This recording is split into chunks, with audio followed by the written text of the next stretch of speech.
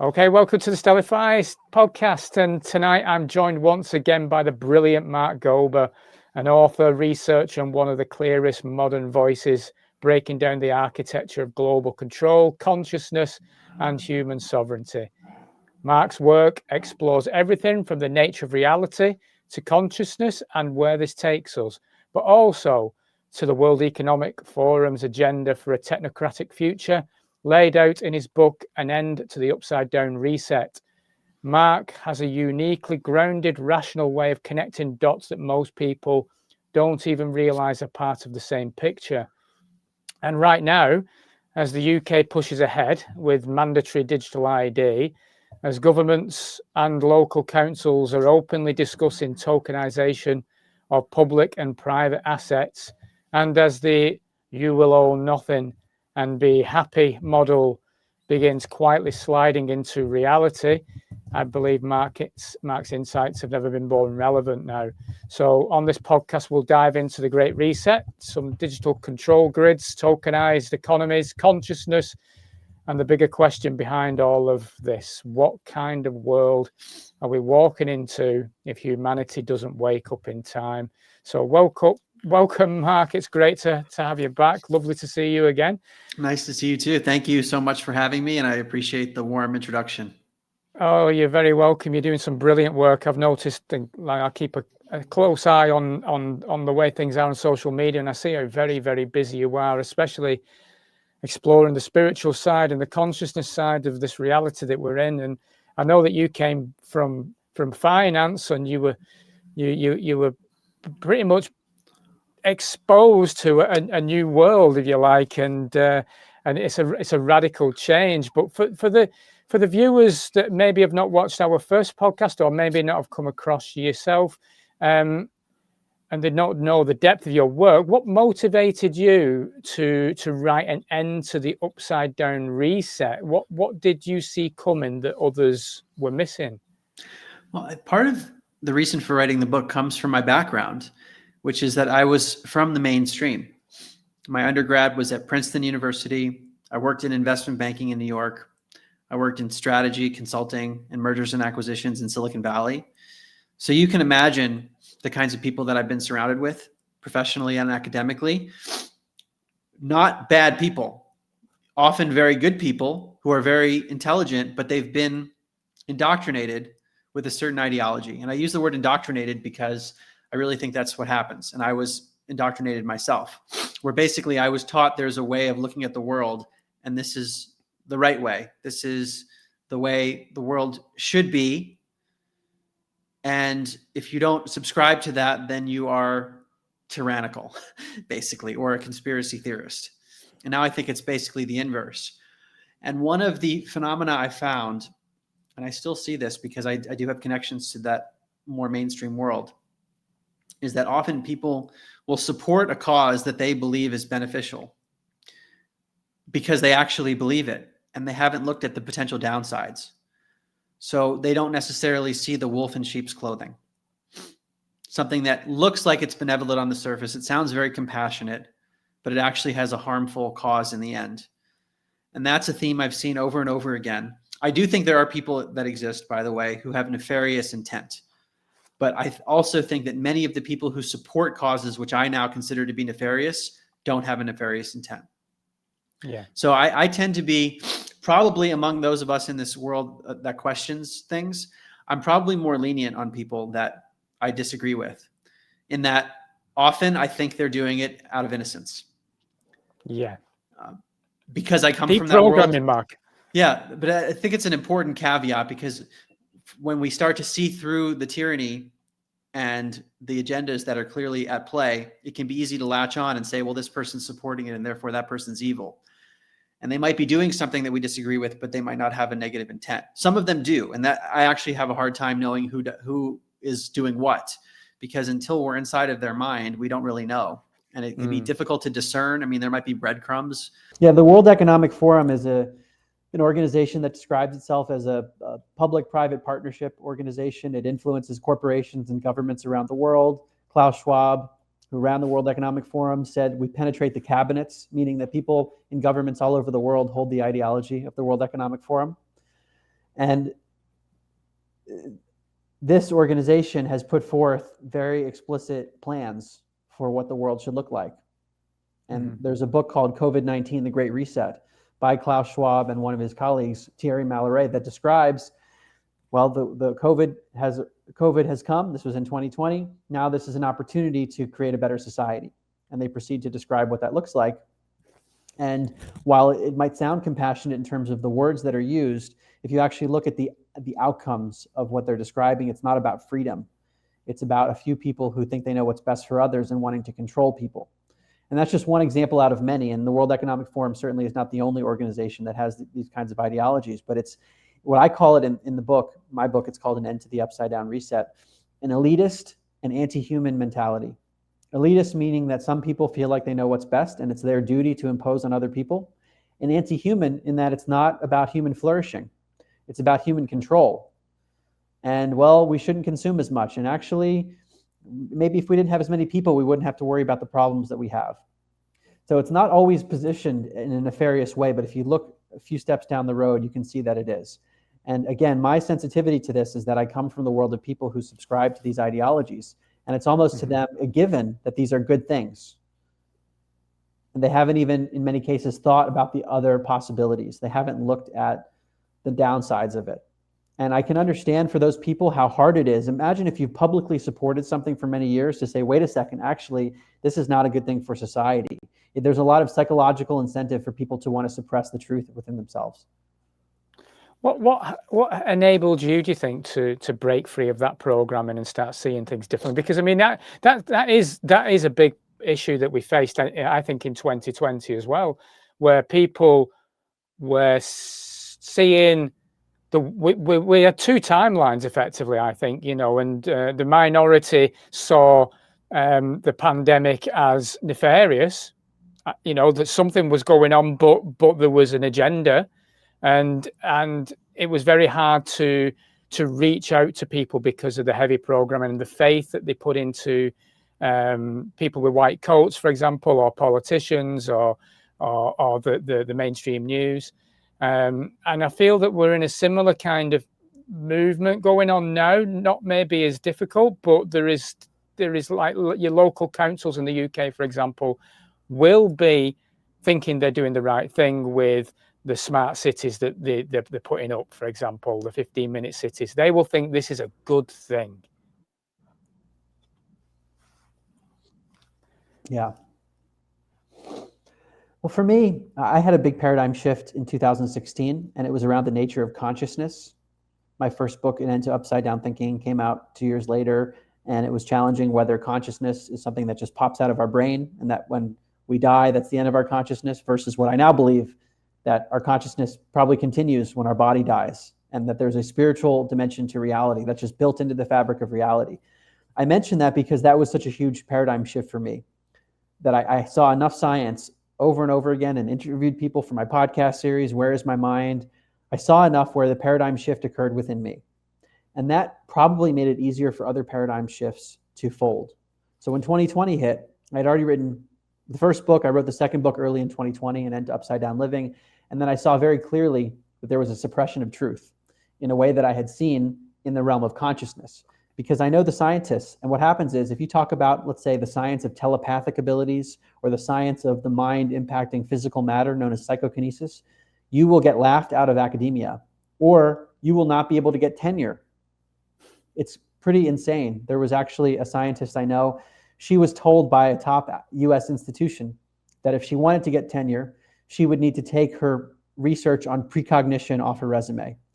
And precognition is when the body knows or senses something before it happens, which shouldn't occur under the mainstream view. My point is that in the realm of alternative consciousness or alternative metaphysics, basically, there's a suppression of truth, and people get called names if they argue against the paradigm. What happened in 2020? The same thing was happening.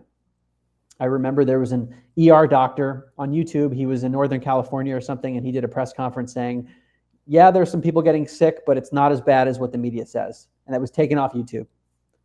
Yeah. So I had been primed through my other research to say, okay, something's going on here. This doesn't seem right. And even in my business life, working in Silicon Valley, I often worked with companies that had strong intellectual property, meaning they had patent portfolios, they had invented something really important. And some of the companies I worked with were massive companies that everyone's heard of. Others were smaller companies where they might have had very important patents, but most people hadn't heard of them. And I saw those companies get taken advantage of, where a big company would want to do a business deal with them, and they'd learn all about how the technology works. They would sign agreements, they would sign non-disclosure agreements, and then a few years later, what do you know? Their product starts to incorporate that technology. If you reverse engineer the product, you'd say, oh, wow, we think we know where they got this from. And what would they then do? They would say, no, we didn't do that. And they would call the company names, or there would be things in the media that would demean this company that invented something important. It's this pattern that I had seen. And this is a long way of answering your questioning, Anne, of how did I come to be able to recognize these distortions and these agendas, is that part of it was pattern recognition. Yeah. And being comfortable with letting go of my paradigms.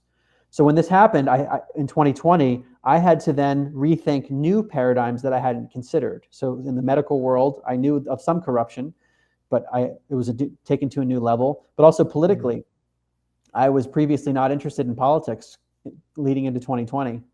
And then 2020 happened, and all of us had to become political because we were making life decisions about whether to wear a mask or not. That these were turned into political decisions, basically. That's how they were interpreted. And that led me to look at what are these agendas. Typically, the way I describe it in my book, An End to the Upside Down Reset, I call it leftism.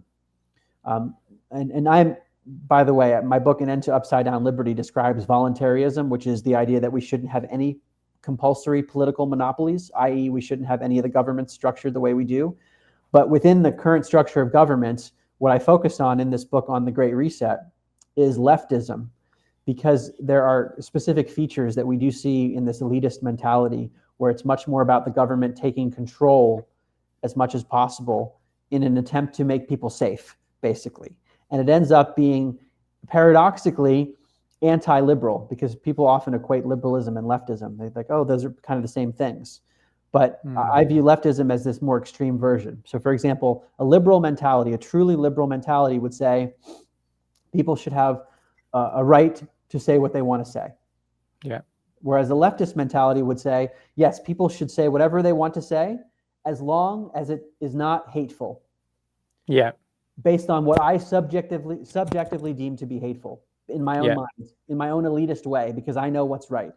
So it's actually not liberal at all. It's illiberal. And that's what this leftist mentality is. It's always veiled as compassionate. And that's what I think really stuck with me of, wait, they say they're doing one thing, but it's the complete opposite. There's a lack of awareness here. And in the book, I hope to expose the psychology of leftism so that people who have been in that world, myself included, could see the deceptions.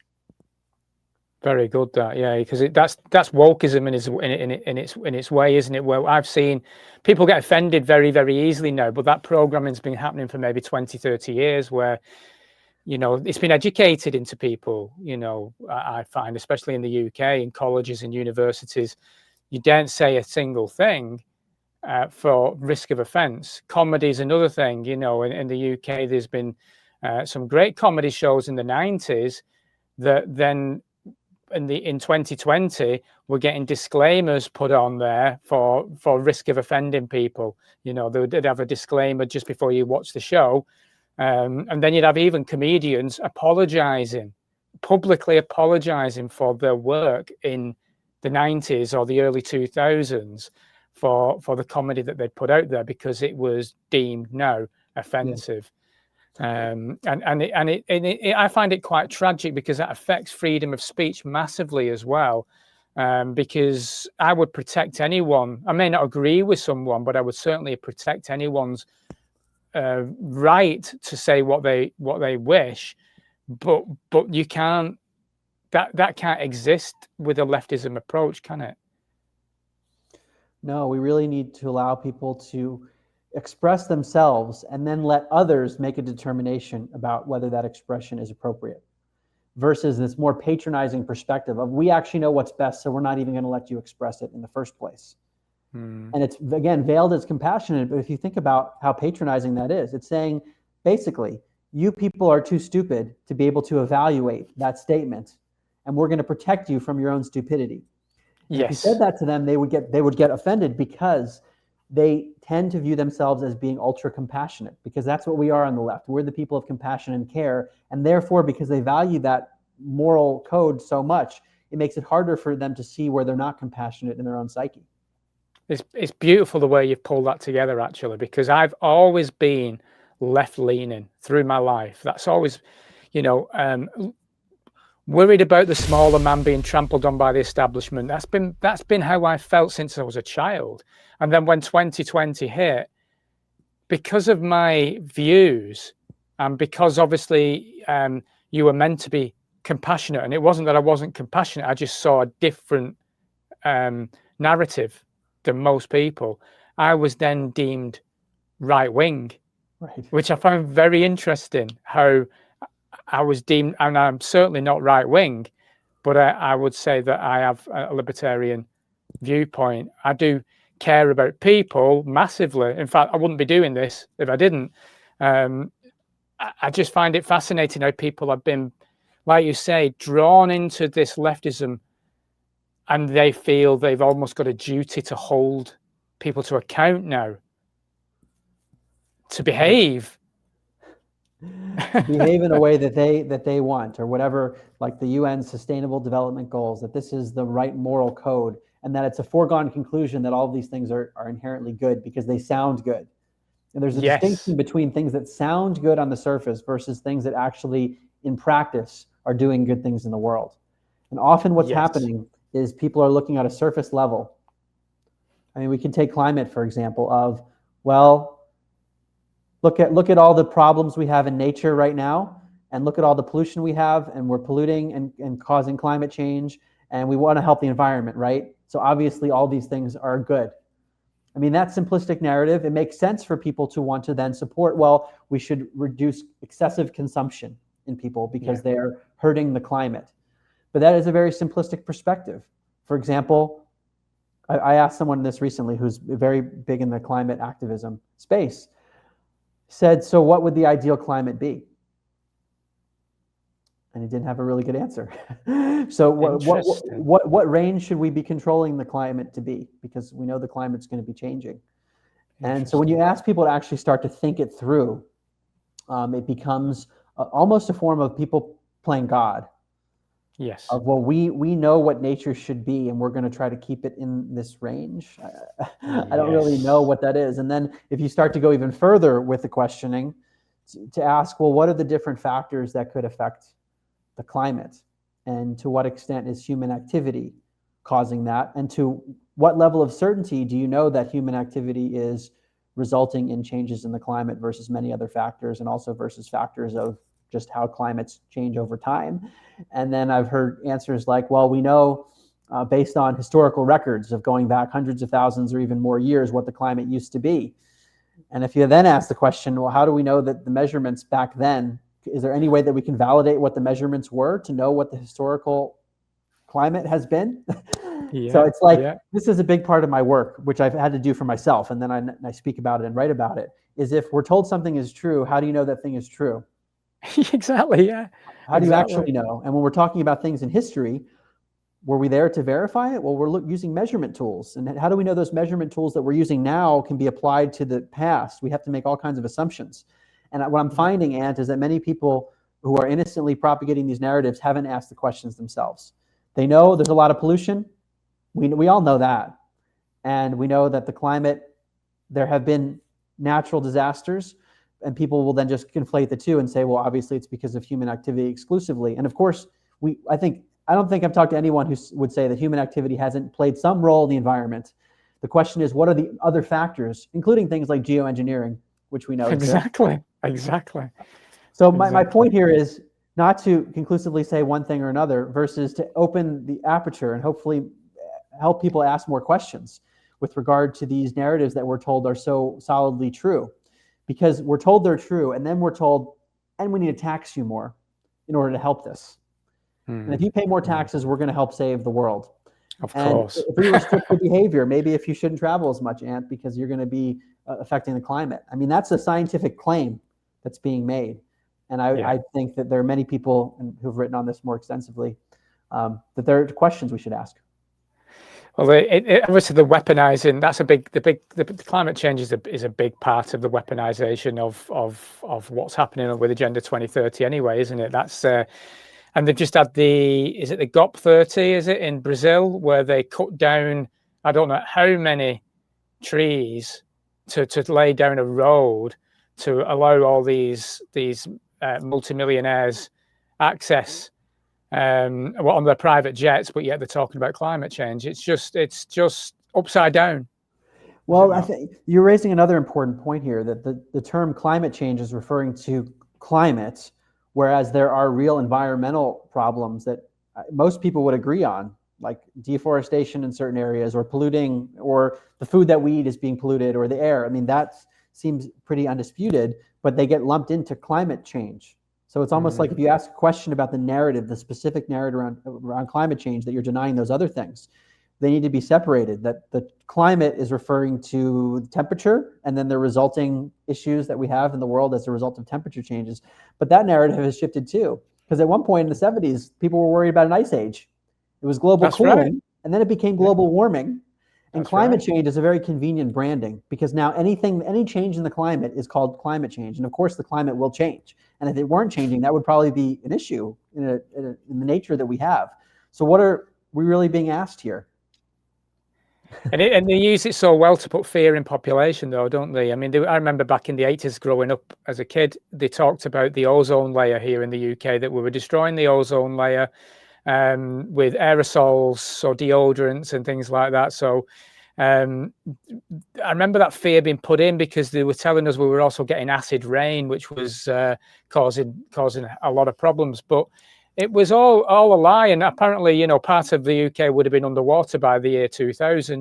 These are the kind of things we were being told in the 80s, where we were told to be fearful and to be careful, and they've just primed us. They keep priming us for this. I think for pretty much this point that we're at now, and as we're seeing here in the UK, I don't know what's happening in the States, but we are witnessing on our banking apps now CO2 scoring charts levels coming on, that if whatever you've purchased, that's how much CO2 you've used. This is happening now on our apps. So it's clear, as someone who's questioning everything, because like you, Mark, I just want people in the street to question rather than just to accept. Let's look at what's going on here. Don't just accept. Why are we trusting politicians? I mean, there's one thing a politician is, taught very well is how to lie. That's what they've always done. So why are we trusting them? Well, because we're taught that government is going to help us take care of everything. And then if we let people be free, then they will just be in a capitalistic society, and they're going to destroy the environment. And I actually want to read you a quote. I pulled it up from my book, An End to the Upside Down Reset, because I don't hear this counter argument quite as much.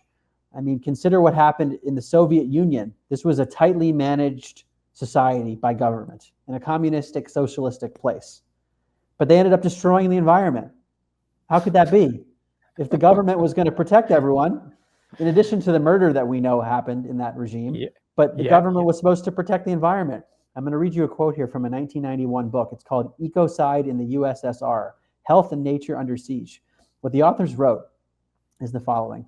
When historians finally conduct an autopsy on the Soviet Union and Soviet communism, they may reach the verdict of death by ecocide. No other great industrialized civilization so systematically and so long poisoned its land, air, water, and people. None so loudly proclaiming its efforts to improve public health and protect nature, so degraded both. Wow. Wow. We need to think about that, though, when governments are saying, well, we're going to be the ones to protect, and if we had more control, we're going to protect the environment. And the point that I make there in the book, and also in my book, An End to Upside Down Liberty, is that when you have private property owners who own land, there's actually an incentive to want to utilize it in the most optimal way, which means taking care of it in a way that can then be used well. Whereas if it's government land, who actually has an incentive? There's no one held accountable. But when something is yours, you are held accountable because you want to do what's best for your own property. Absolutely, yeah. In your research, because you mentioned ideology before, so would you define the Great Reset as an ideology, or is it a plan or a restructuring of civilization? It is a plan that was explicitly rolled out in 2020 by leaders all over the world. And to me, it's an iteration of an ideology that's been out there for a long time, and in the future it might have other names. It's a system of basically centralizing control by people who think they want to help, or at least they're saying they want to help, but it's really about taking away freedom.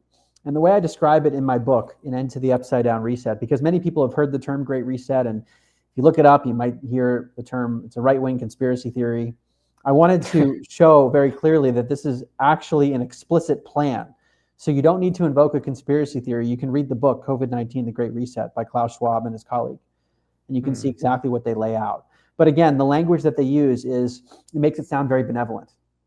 So what I did is to break down what are the pillars of the Great Reset, even if the authors don't do it that way.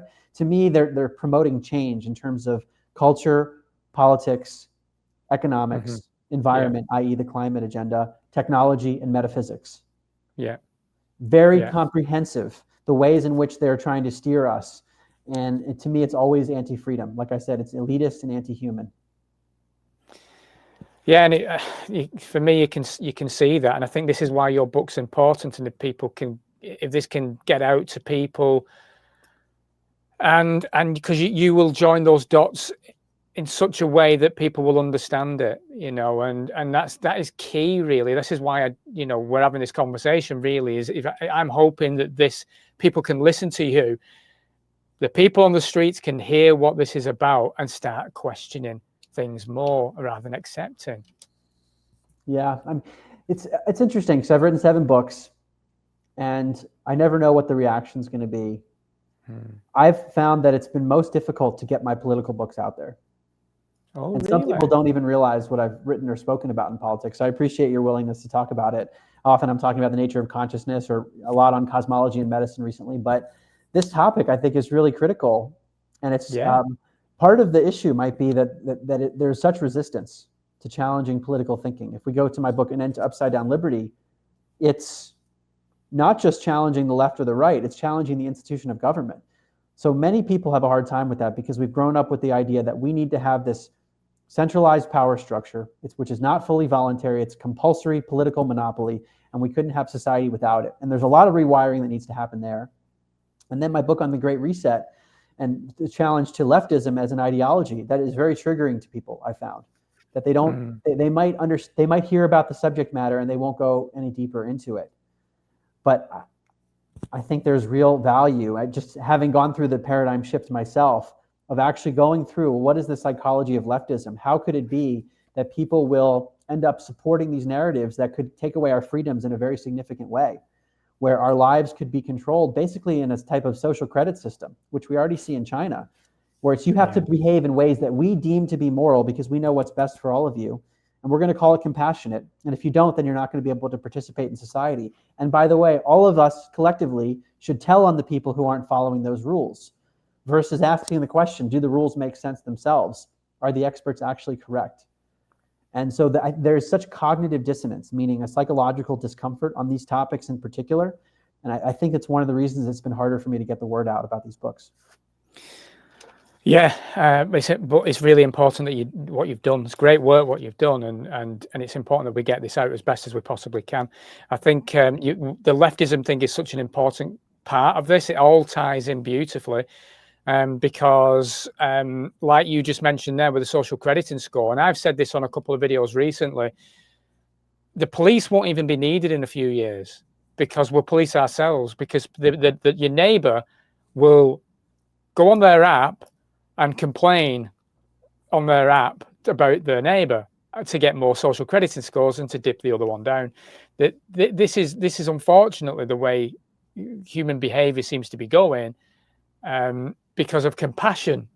He's doing the right thing. Well, he's not doing the right thing, so I'm going to make sure on my app, on my, in China it'll be the WeChat, won't it, or the pay, I think it's app or whatever, they'll just take a photo. He's this guy over there, he's not done his garden. His garden's a mess. He's left his trash out. So let's take a picture of that and we'll send it up. And I think that's going to be more and more if we're not careful, and it's really going to upset humanity massively. It's going to completely take humanity away. It's like you say, it is inhuman. It's not in favor of human flourishing, basically. I mean, if you think about a lot of the climate narrative, that's a good example. It's not about how can we promote the best human life. It's about how can we control humans to save the planet and save the climate, because the humans are destroying it. It views humans as parasites, basically.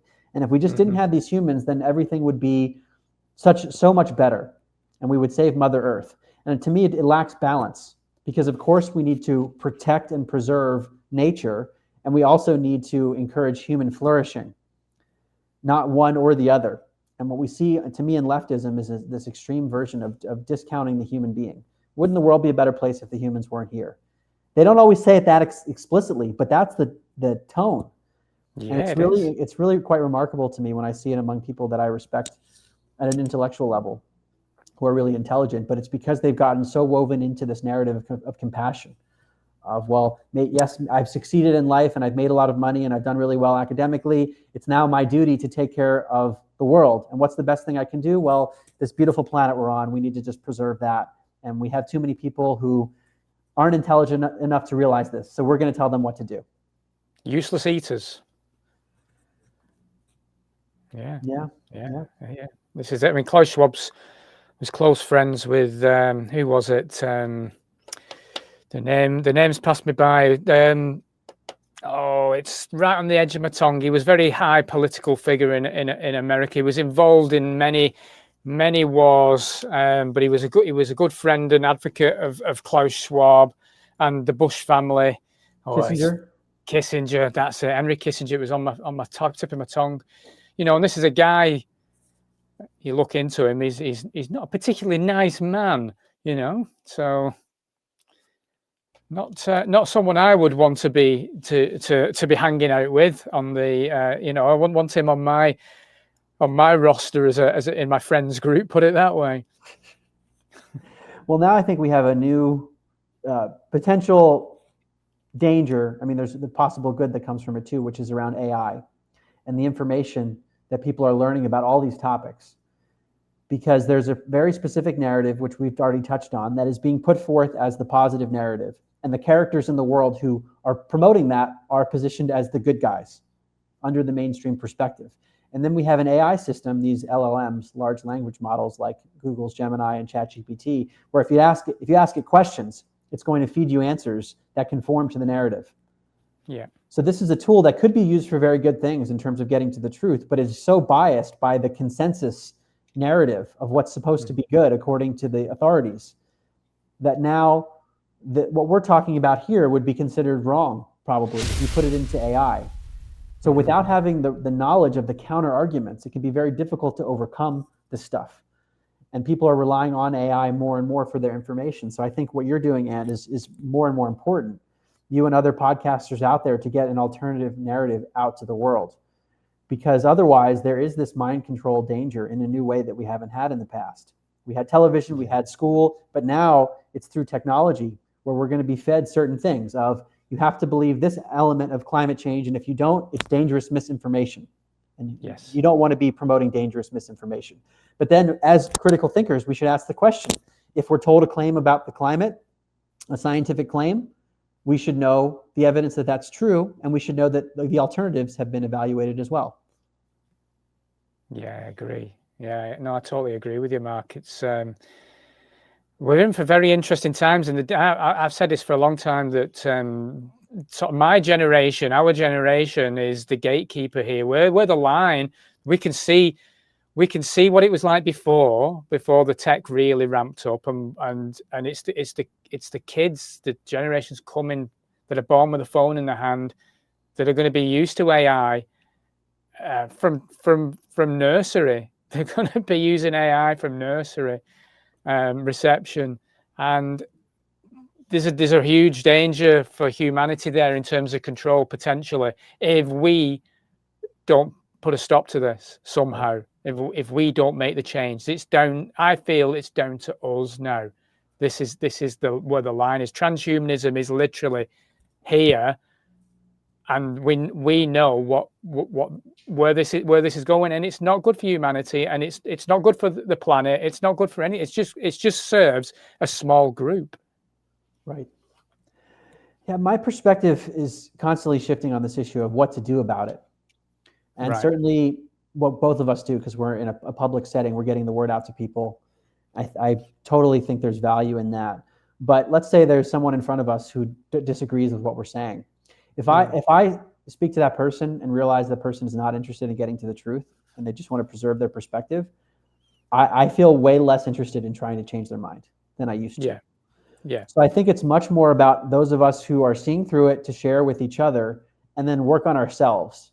Because it might be the case that the world is going to bifurcate, meaning that one part of the world goes with the Great Reset agenda and things like it, which are about tyranny and control and smart cities, and another that's in favor of freedom. Yeah. And we can't bring everyone with us to the freedom side because they have their choice to do what they're going to do. And maybe, who knows, on a soul level, maybe they're not supposed to. But what we can do is we can do our best to try to make the information available for those who want to shift. And so that's how I look at it, is that the shift is going to happen on an internal level for each of us. And that's the most important thing we can do. So we can be aware of what's happening in the world, but I find myself, I don't know, just less wanting to be vocal. I mean, this is a form of being vocal, but I feel less inclined to want to change people versus I want to put the information out there that's changed me so much to give them an opportunity if they're interested. Yeah, and that in itself is such an important piece of work. That's God's work in itself, Mark. I mean, that is such a spiritual piece that you've left. It's a legacy that you've already left for humanity, that work that you're doing. And you see, for me, I've spent with Stellify, with this channel, I've spent the past 12 months, I suppose, talking about consciousness, reality, and what happens when we die, But then all of a sudden, Keir Starmer announces the mandatory digital ID, and I'm drawn back in because I'm a father, and I see what it's going to do to my children. Same as 2020. No matter what people were saying that was different to my opinion, as a protector for my family, for my kids, I have a responsibility. So it's just in me, Mark. It's right in the core of who I am. So straight away, I'm going, what am I going to do about this? And the only thing I can do is talk on my channel and talk to neighbors, talk to my friends, talk to whoever. And if they accept it or not, I've left a seed. Yeah. And I just plant the seeds. And it's up to them then to nurture that if they wish, or to ignore it. That's up to them. Yeah, and I think it's important to have compassion for people at whatever stage of the journey they're in the same way that someone watching me right now probably says, well, Mark doesn't understand this, this, and this. And maybe in the future I will. I was exposed to many ideas I've written about later, like earlier in my journey, but I didn't have the time or maybe even the capability to go deep on them, to speak about them in the way that I do now. So we always have to remember that people are on a different part of their journey. And it's like, let's say someone starts with my first book and end up upside down thinking, and they're really interested in the nature of consciousness. But then if I start talking about other topics, the Great Reset, or whether or not viruses have been established using the scientific method and things like that, it's almost too much. Or whether government is a benevolent entity as this compulsory political monopoly and so forth. It's almost too much for people to take all in at once. So I think that's another part as we communicate to people, to understand there are multiple paradigm shifts. And I'm not claiming that I've gone through all of them myself, but it's like on one metric, maybe they're getting it, but the others, it might be too much for where they are at the moment. They don't have the desire or the capacity for it. And maybe they never will for some topics. I definitely see that with my writing. With each book, I probably lose more and more people, and some people are just not willing to go with me. They're like, Mark, first 5 books, I was good. Then he started talking about viruses. You lost me there. You lost me. You went off the deep end.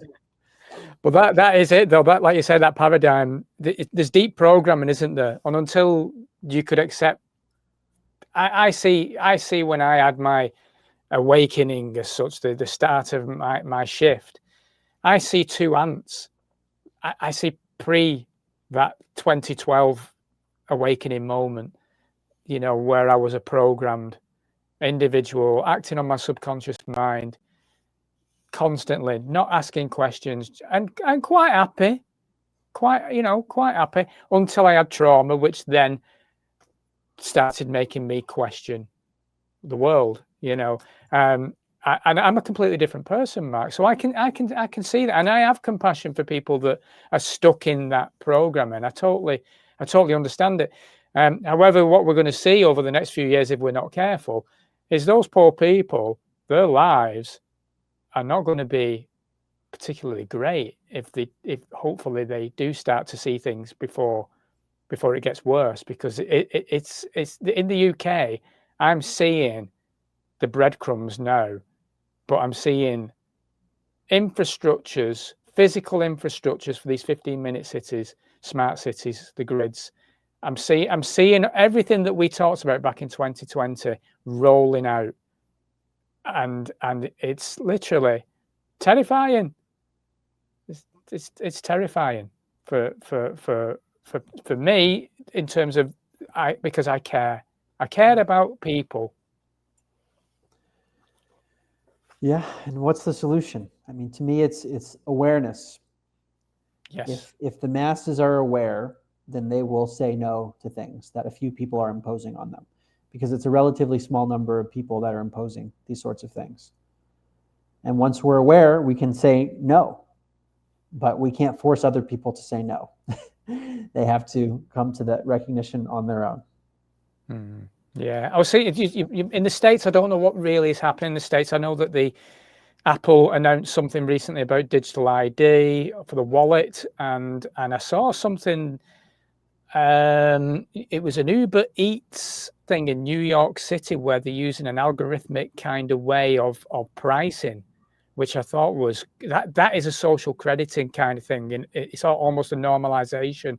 Have you seen anything yourself recently over in the States? Yeah, I've heard bits and pieces of it, and the digital ID is certainly something people talk about. But I have, in the last year or so, haven't felt as called to follow it as closely. Yeah. I know it's happening. Yeah. We all know what is going to try to be rolled out, and I know where my boundaries are going to be, where I'm just not going to want to comply.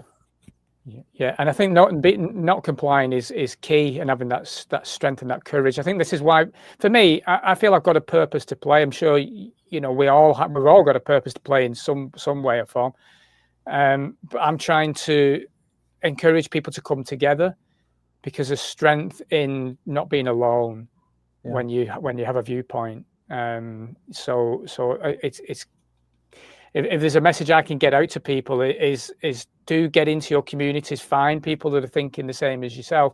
Don't be alone on it, because as this gets tougher, like you were saying, we could see parallel kind of societies happening here. People that want to be free, and people that are quite happy to live in what we see as a totalitarian kind of dystopian AI future. That's their choice, isn't it? But we without awareness, and without having some confidant, if you like, it's just safer in numbers. We're herd animals. It's hard on your own. It can be very frightening, So, can I ask you regarding the famous line that you will own nothing and be happy? Mm-hmm. From your perspective, then, I know you've not looked at it in great detail over the past. Do you think this is a prediction? Do you think it's a threat, or is it just an aspiration of technocratic governance, if you like? Yeah, this was an article published by the World Economic Forum several years ago, and I think it speaks to one aspect of the ideology. And I'm not even convinced that everyone associated with the World Economic Forum necessarily believes it. Or there are people, they were young global leaders in the World Economic Forum, for example, or sometimes they're corporate sponsors of the World Economic Forum. It's important to make some distinctions here, that just because there was an article published that makes that claim, you will own nothing and be happy, and talks about basically the end of private property, That's what it's alluding to, that not everyone associated with the World Economic Forum believes that, or not necessarily every person in a position of high power believes it. But I do think that ideology represents something very dark from a spiritual perspective, whether the author of that article knows it or not, that there's something about the imprisonment of humanity, the enslavement of humanity, that line is getting toward. And this is where my mind has gone over the last few years, is that we exist in a spiritual war of some kind. Yes. And that's what we're seeing when we talk about politics and totalitarian agendas. That's why it matters, because it's the dark force within a spiritual war, from my perspective. The lighter force wants humanity to recognize its own divinity and be free and flourish, where humans are very important, versus this totalitarian perspective, which is you will own nothing and be happy. We will control you and you'll be kept just happy enough, but not actually to be flourishing and free and maybe even spiritually evolving in a full way. So that's why so many people are up in arms about that quote. And it is relevant to bring up, but it's also relevant to keep in mind the nuance that not everyone believes that. It's I remember when it became quite a famous little advert in 2020 when people were started sharing it about, and I remember I think the World Economic Forum actually deleted that tweet as well at the time, and the video disappeared.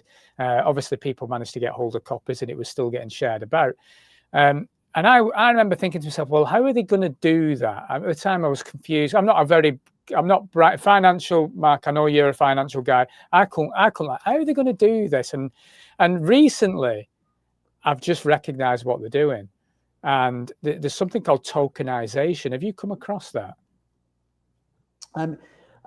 Can you elaborate on it further? Are you referring to things that relate to the CBDC, the central bank digital currency, of trying to? Well, yeah, it's going to get that way. But what I've noticed, and I'm going to do a video this week because I'm doing some research on it, so I don't fully know it yet, but I'm going to do a video this week, and it's basically turning real world property into blockchain-based digital tokens that can be controlled, frozen, programmed, reassigned. So that could be homes, cars, land, pensions, assets, public services, your car, like I said, your car. This is a huge concern for working people that effectively will see their homes that they would leave as inheritance to their family members being snatched up in a digital form, if you like. So there's, like I say, I'm not fully engaged with it yet. I need to do some research, but it seems to me that this is how they're going to do it. And in the UK, the day that Keir Starmer announced digital ID, mandatory digital ID, I believe some councils already started an announcement that same very day about tokenization of council assets, land, and so forth. Yeah, it strikes me as all part of the same kind of agenda, ways of controlling through digitization. And at the same time, I think technology always has two sides of it, that digitization can make our lives more convenient, and there could be benefits to digital currencies that aren't part of the central bank. So this is the discernment piece that your channel is so important for, is getting to see the dark side of things that sound really convenient, because I'm sure this tokenization will be positioned that way. Oh, look how convenient this is. It's going to make your life easy.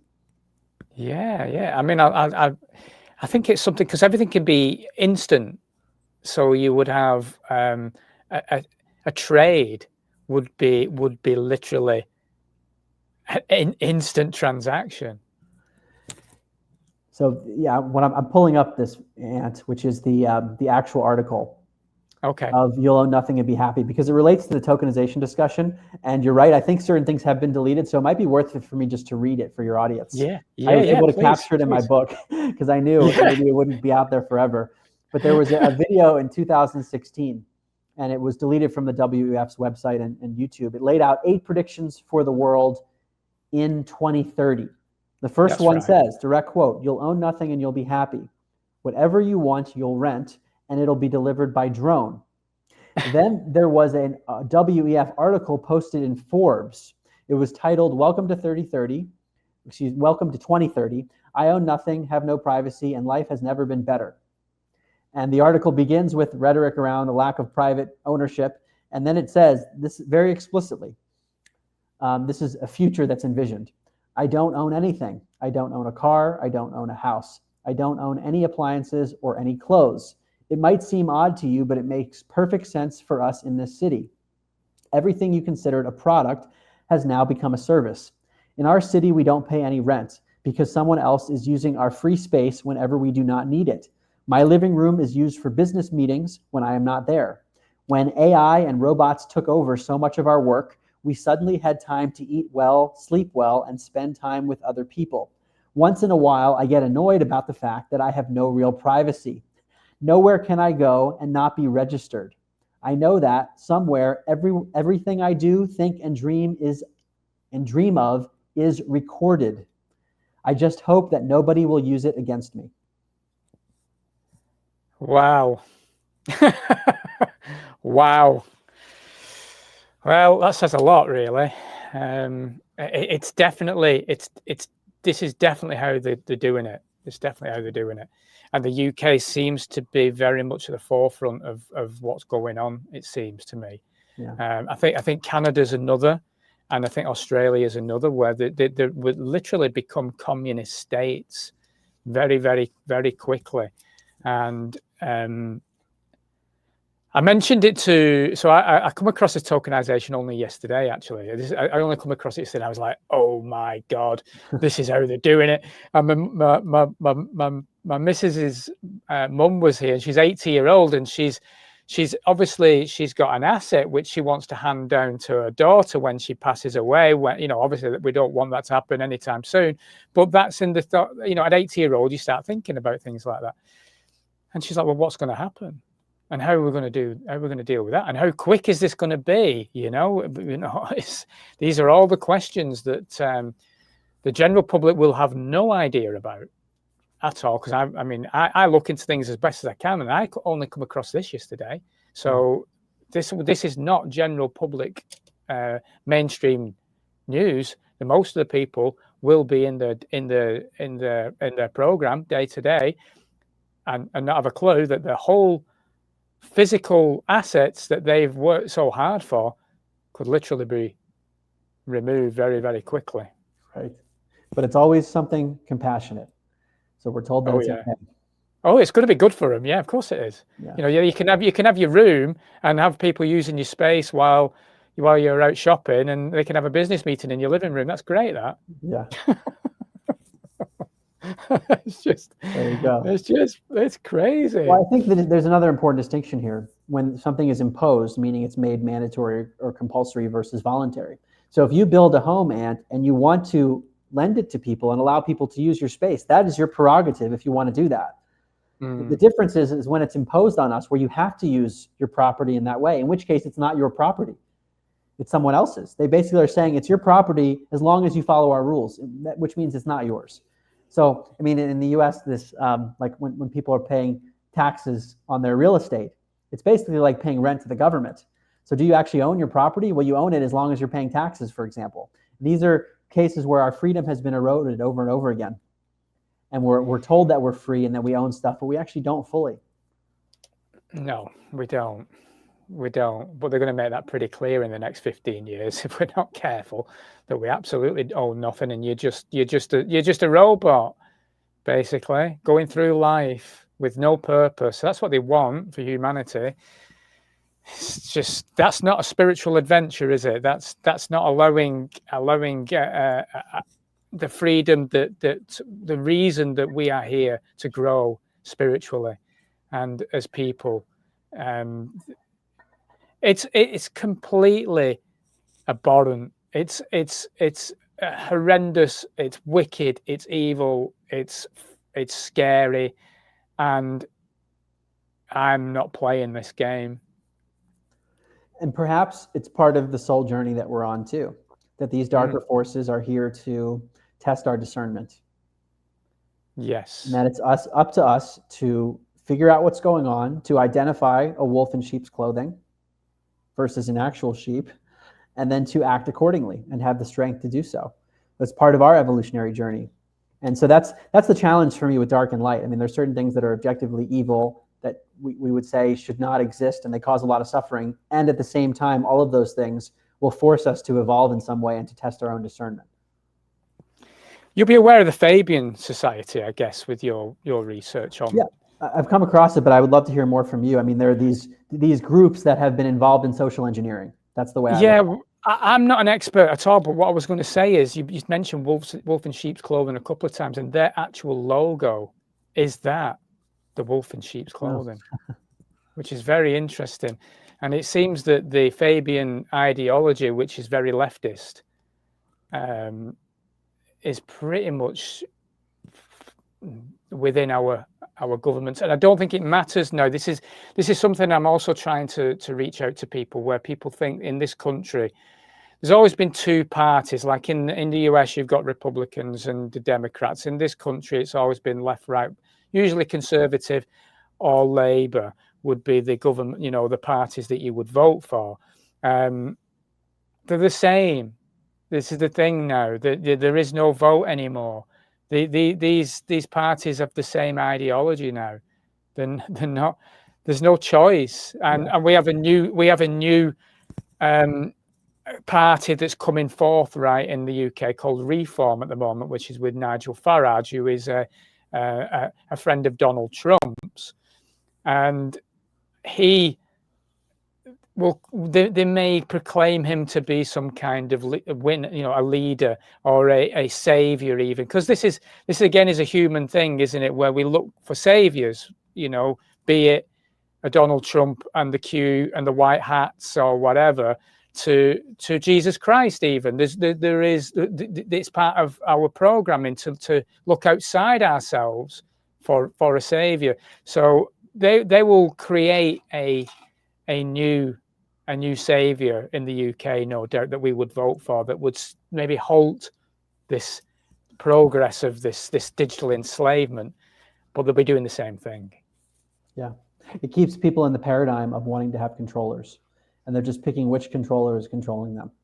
This is one of the dangers of democracy. Ironically, I know that it could be triggering for some people. What is democracy? In a compulsory sense, where it's imposed on us. Democracy is when some people get to tell other people what to do. Is that a moral thing? I mean, Murray Rothbard, exactly. One of my favorite political theorists that I quote in my books, he says, would it be voluntary suicide on behalf of the minority if the majority says they should kill the minority? Because under democracy, they wanted it. No, it's not true. It's a form of tyranny. And so that's what we're seeing in these political realms, is some people want their person to be a tyrant over the other people, and they're doing it under this guise of, well, it's compassionate because it's called democracy, and that so-and-so is a threat to our democracy. But democracy itself might be the threat. Now, there's a distinction I make in my work between a compulsory democracy and a voluntary democracy. A voluntary democracy is, let's say you and I get together and a few other people, and we form a business, and we agree, all of us, on what the governance is going to be. And that governance is that there's going to be a board of 5 people, and they're going to make the decisions. They're going to vote on behalf of the company. But since everyone has explicitly agreed to be part of this business, and maybe we got together and we signed a contract together and we agreed this is how it's going to work. So basically, in doing that, you explicitly ceded your rights as in exchange for wanting to be part of this group.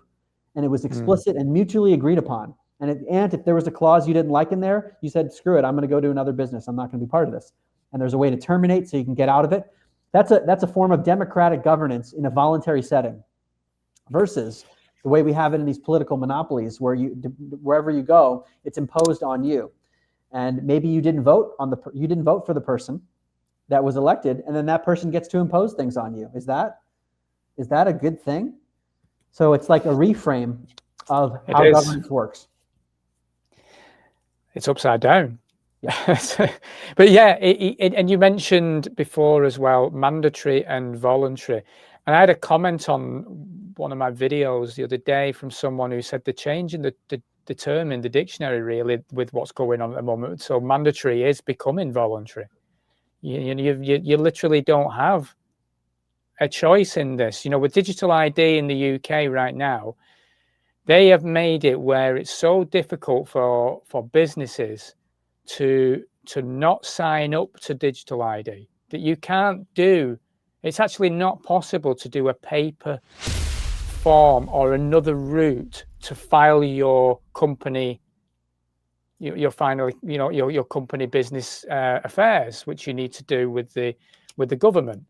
You can only do this now by signing for what is called the One UK Gov.login, which is the basis of the infrastructure where all governance services will be.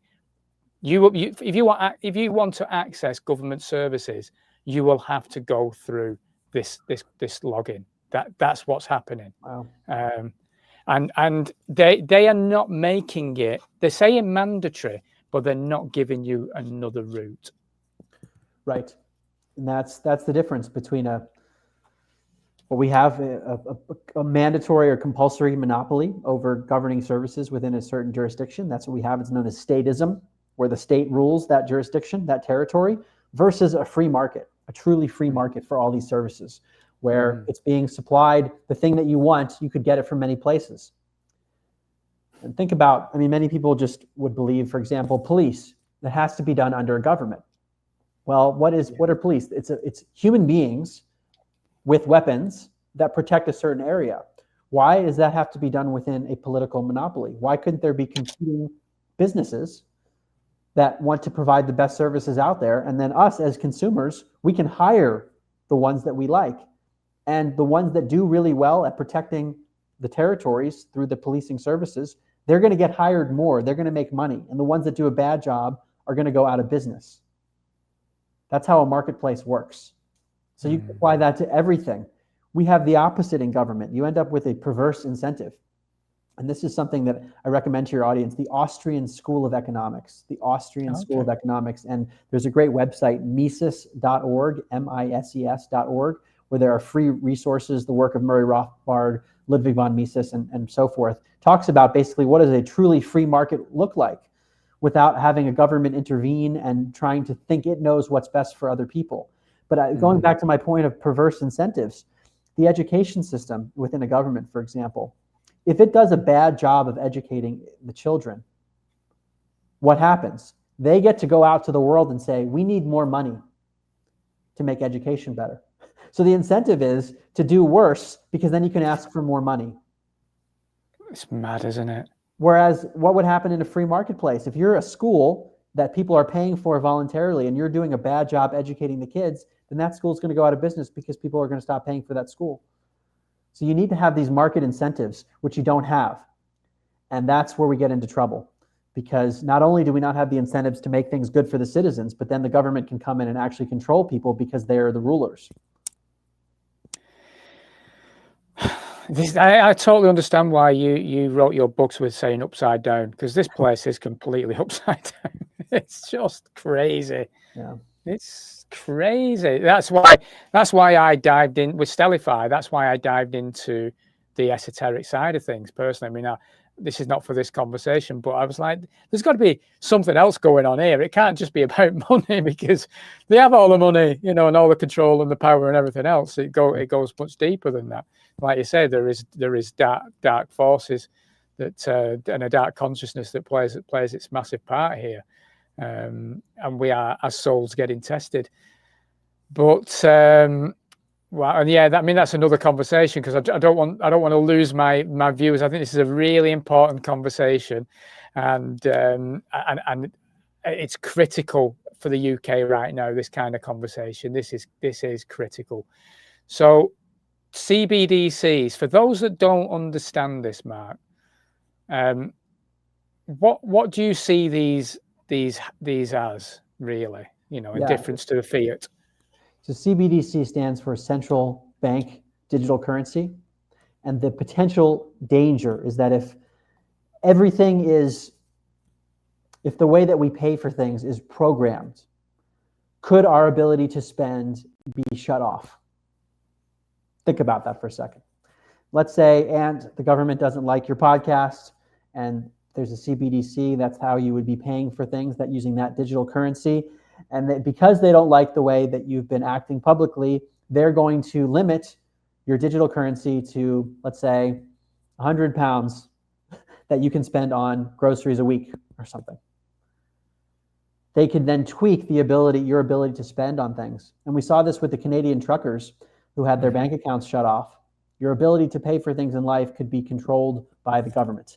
And that's the danger with digitization, especially if it's run by the government. Now, the advantage is, of course, you don't have to carry things around. It's much easier and more convenient. Whereas if you have physical cash, that ability to turn things on and off doesn't exist in the same way. And they can also see exactly what you're buying as well. Yeah. Everything's on a blockchain, isn't it? So every transaction, they'll be able to monitor if you were eating certain foods a week, or you're drinking alcohol, or smoking cigarettes, or they can decide if you've had too much. Yes. And I'm pulling up an article that I referenced in my book. It's a 2021 article in the Telegraph. The title is Bank of England Tells Ministers to Intervene on Digital Currency Programming. And what the article says is that digital cash could be programmed to ensure it is only spent on essentials or goods which an employer or government deem to be sensible. My goodness me. This is the thing. This is the terrifying thing. The state basically controls your every move, every single whatever you do. You are. It's like I mentioned this on a chat the other day. It's like the police song. They will know every step, every breath you take, everything. So, because of the facial recognition cameras, the level of technology and AI and everything else, they will know every individual. People will not. They're not going to have somebody sat at a screen watching these cameras. It's literally just going to flag everything up. Yeah. Well, we could take this another direction here, as I heard you talk about how the government knows everything that we're going to be doing, and that's where we're headed. From a spiritual perspective, that's how I look at it, which is that there is a higher consciousness that knows everything that we're a part of. And our responsibility is to act in integrity to the greatest extent that we can. And that's the ultimate arbiter. Because that is everything's being registered in terms of our intents. And we see this with the life review and near-death experiences, for example, where there's some registering of everything that we're going through, our thoughts and our actions. So there's the balance of, yes, we need to be aware of the government that's going to be aware of everything that we're doing and to say no and not comply where necessary, but then also acknowledge that's still a lower level thing. That the highest level is our actions and our thoughts, words, and deeds in integrity. Yeah, and I think that's the moral compass, and recognizing your own moral compass is crucial as a human being to grow and be as for me, be as good as possible as you possibly can. We're all going to make mistakes. We're human beings, and you learn from them. But what I don't need is the government knowing my every single step. It's nothing to do with the government. My conversation with a higher purpose is, and the consciousness is different to Keir Starmer needing to know that I've had cheese sandwiches this week, and how much CO2 I've used because I've had a cheese sandwich. Yeah. It's beyond. We're living in a nanny state, as you know. We're every step of our.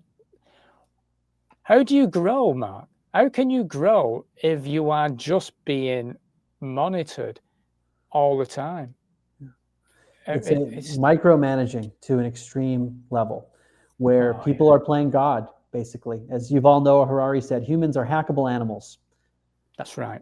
And he's an advisor to the World Economic Forum. So it's a perspective in which the human being deifies itself as being all-knowing in a way that is, I would say, metaphysically false, but it's a way that could be very damaging to all of us. And this is the Austrian School of Economics goes into this, because the basic tenet is that if we look at a human being, we are incredibly complex in terms of the things that we want and prefer.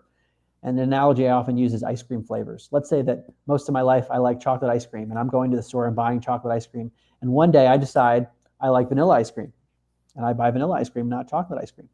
My preferences, the things that I want, are unpredictable, and they're subjective. No one could have known that I was just going to flip to vanilla ice cream. I didn't even know that. Now multiply that by every type of preference a person might have for anything in terms of goods and services in a marketplace, and multiply it by every person. There is no central planner or government regulator that could know what the economy should look like, given that human beings have unpredictable and subjective preferences, that their consciousness is going to act in ways that no one else could ever control. And yet the government wants to come in and try to play God and say that this regulator knows what's best for everyone when they literally cannot know what's best. It's this is a spiritual war. Yeah, there's no doubt about it. And I felt that from 2020, it was almost like a soul test even then for me, where I felt that, I think we discussed this, we may have discussed it when we chatted last time, you know, where I had a pub at that time. I signed for the pub the day they shut the pubs in the UK. I was there. I know I was there to open the doors for people that were like me, that saw things differently. I was not there to treat people like cattle, which the government wanted me to do. They wanted me to move people in the building with a mask on and this, that, and the other. And I wasn't prepared to do that because I'm not treating people that way. And I felt that was part of my soul test on how I'm going to respond to this and feel it in myself. And I'm hoping that people will check themselves as well on how they're treating others. Yeah.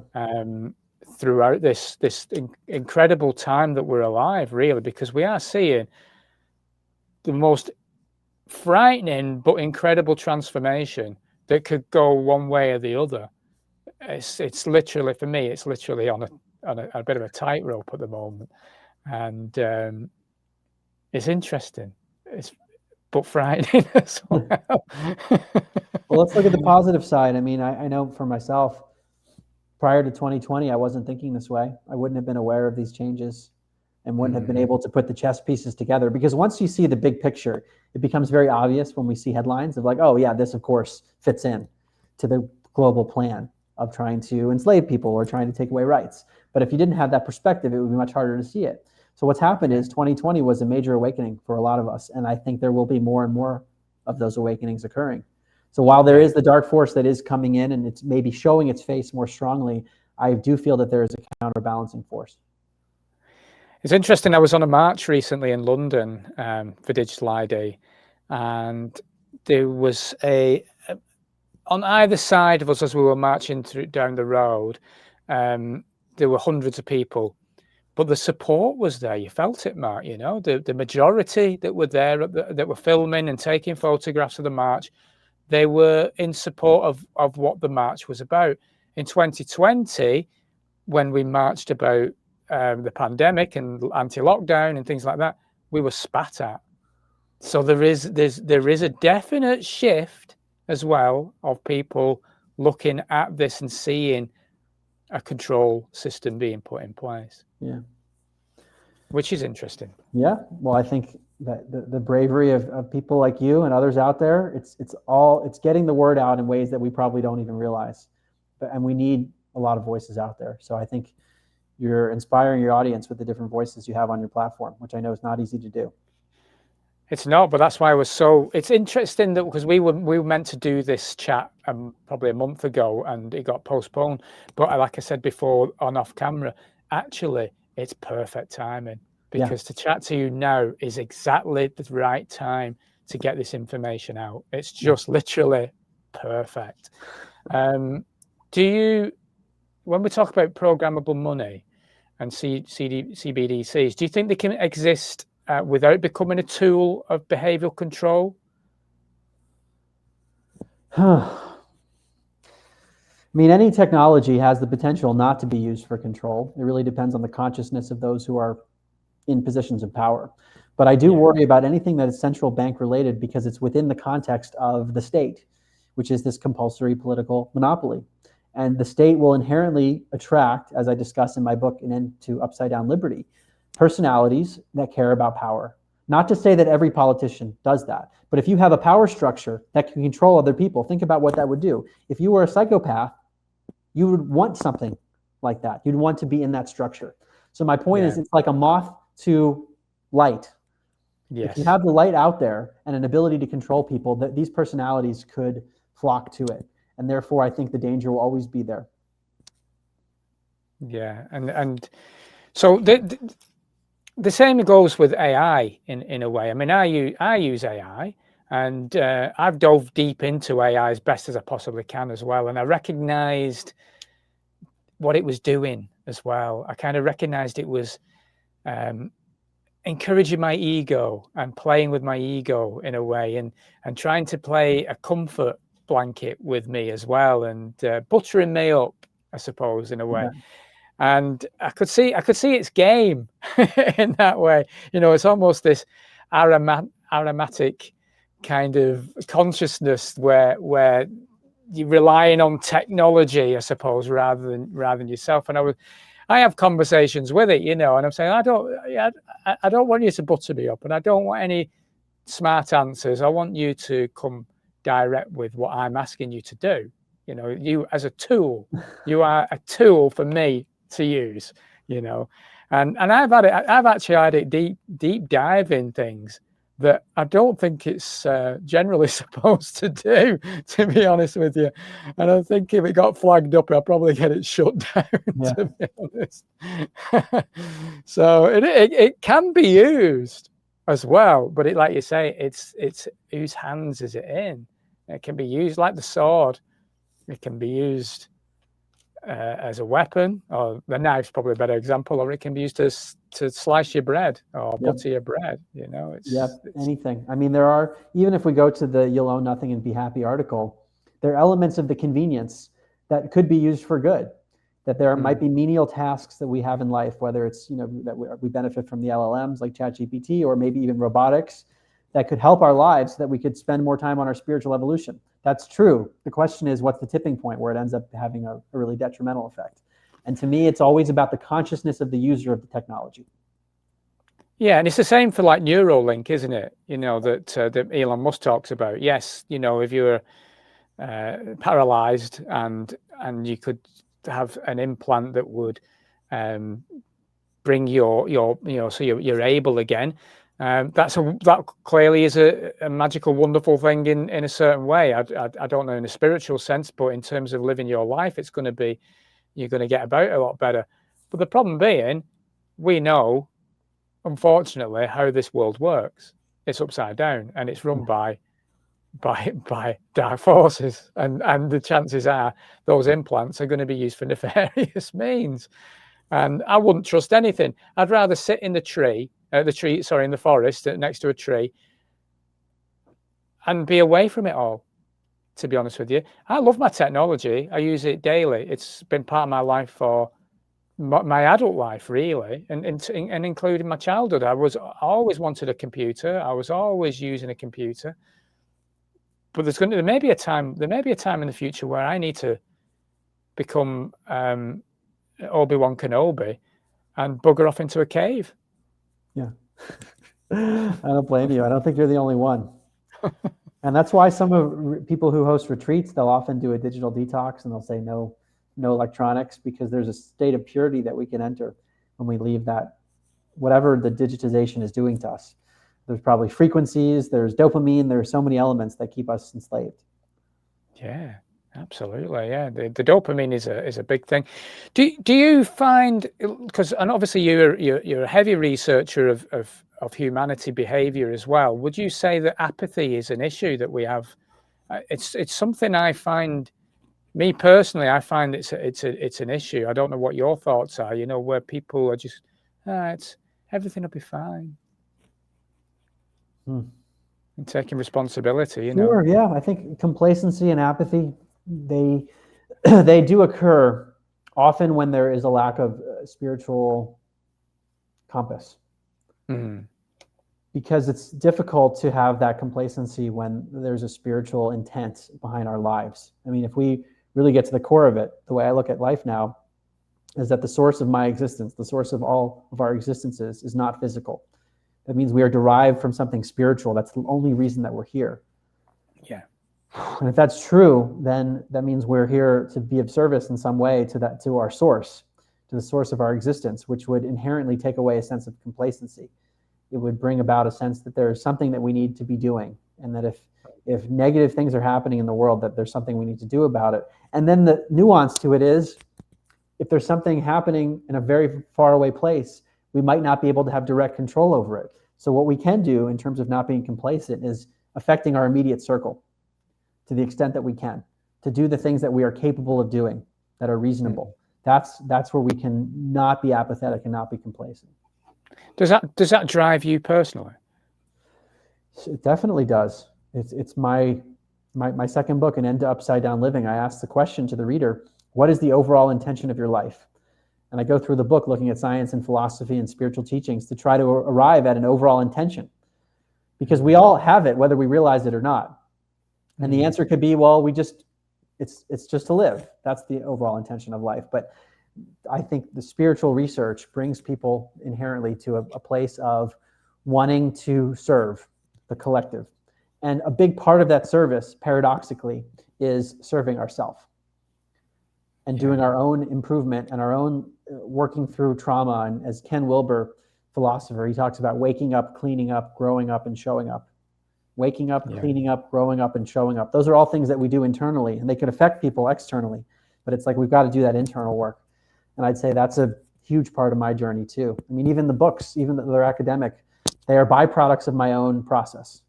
They occur after I've had a paradigm shift in my own consciousness, and then there's this desire to share it. Yeah, it's powerful though, isn't it? And you feel it inside, don't you? It's like its own mission, I find. It has to be done. It just has to be. That's what it feels like. And yet there are challenges that come up all over the place in my life and people I know. I mean, I talk about this in An End to Upside Down Living as well, that it's not all roses, the spiritual path.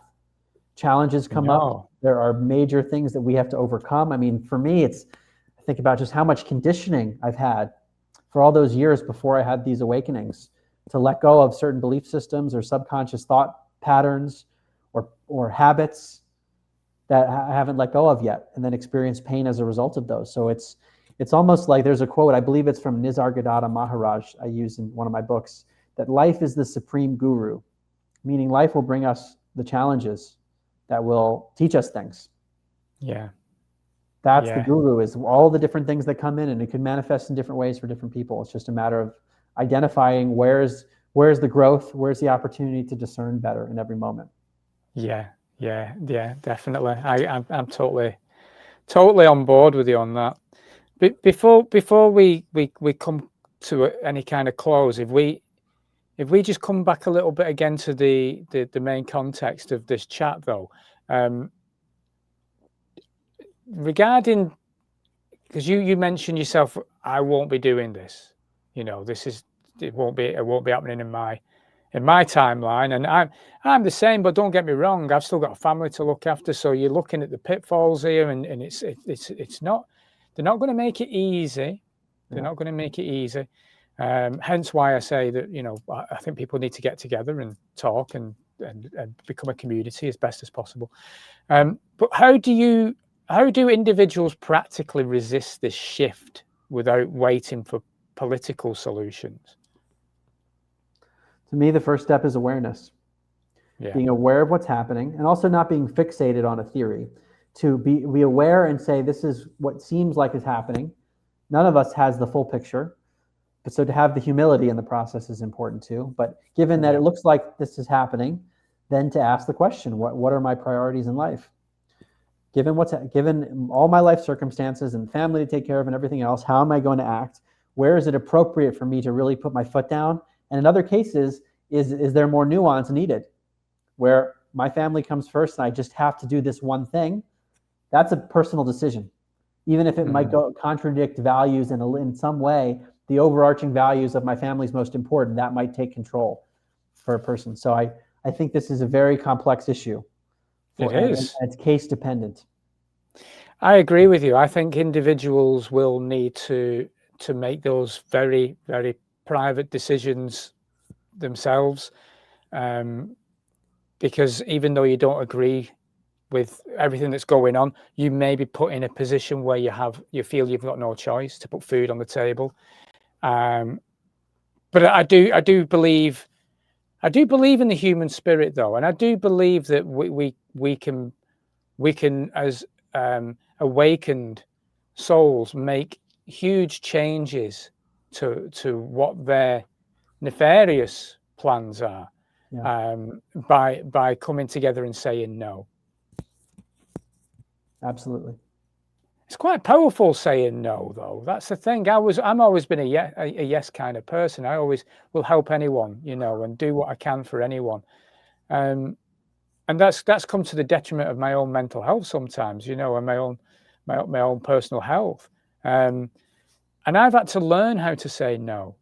That's been a tough battle for me. Yeah. And I think this is one of the most powerful, magical words you could possibly have to protect your space, is to literally go, it's not happening. No, just no. Yeah, to also have the discernment to know when it's appropriate to say no versus yes. It's a challenge. But then when it's determined that no is the right answer, to actually act on it. This is all discernment. It's what is a yes and what's a no, and then having the courage to act. And it takes courage, and I think this is part of me personally. I think this is part of the soul test, is to recognize the courage, but also to recognize actually how powerful you are as a being, as a human being, and a spiritual being, and to remember who you are. That we are, like you said, this is not just a physical. There's much more to this than the physical world that we're in. So we come from somewhere else in that respect that's more divine, and we need to remember that a lot of the programming we endure is to stop us remembering, I feel, and this is the time now to step into that space. Yeah, I mean, I would go a step further and say, at least in my view, that there's only the spiritual. It's the only game in town, and the physical is just an apparent world. Joel Schaefer from the Toltec tradition, he might call this one dream world of many, but ultimately we are all derived from a spiritual source. And when we recognize that is the only game in town, it just shifts everything. It does indeed.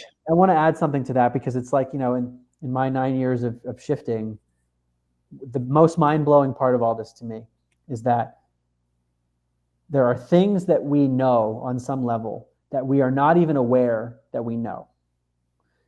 It's a form of amnesia that is completely mind-blowing, because it means there are aspects of ourselves that are blocked or clouded, that sometimes come through in a near-death experience or a psychedelic or meditation or something. The glimpses will come back and the remembering is there.